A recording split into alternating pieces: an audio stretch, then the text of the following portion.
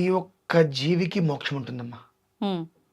మోక్షము లేని జీవి ఏదైనా ఉన్నదంటే మనిషే. ఎందుకనండి? మోక్షము లేదు కాబట్టి వీడు మళ్ళీ 84 లక్షల జీవరాశుల జన్మలు ఎత్తుతూనే ఉన్నాడు. మళ్ళీ ఒక చైన్ సిస్టమ్ లాగా జరుగుతూనే ఉందా? హ్మ్. ఇందాక మీరు అన్నారు చూసారా, జ్ఞానం ఒక్కటి మనిషికి ఉంది అని చెప్పి. ఉన్నమాట వాస్తవమే. హ్మ్.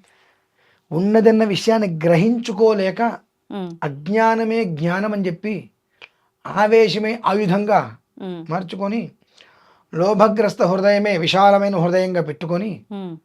ఆవేశపూరితంగా అల్పబలులుగా తయారయ్యి ఏమీ లేకపోయినా నాకు లేనిది ఏదీ లేదు అని చెప్పుకుంటూ హ్మ్. ఉన్నది ఏదైనా ఉంటే అది నాది కాదు అనేటువంటి స్థితిలో అజ్ఞానం పూర్తిగా కమ్ముకుపోయి మనం ఉన్నామమ్మా. కాబట్టే 84 లక్షల జీవరాశుల జన్మలు మనం తీసుకుంటూనే ఎత్తుతూనే ఉన్నాం. ఉన్నాం. వాటికి మోక్షం అనేటువంటిది భగవంతుడు ఇచ్చాడమ్మా. హ్మ్. మనకు ఇచ్చాడు. మనం ఉపయోగించుకోవట్లేదు. ఇచ్చేదంతా మనకు కాస్త తెలివితేటలు ఇచ్చాడు.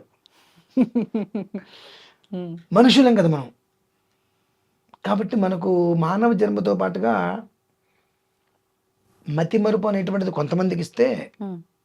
ఆలోచన విధానం తెలివితేటలు కొంతమందికి. ఇచ్చారు. హ్మ్. ఆ తెలివితేటలని అతి తెలివితేటలుగా కొంతమంది వాడుకుంటారు, చావు తెలివితేటలుగా కొంతమంది వాడుకుంటారు, అసలు తెలివి లేని వాళ్ళగా కొంతమంది.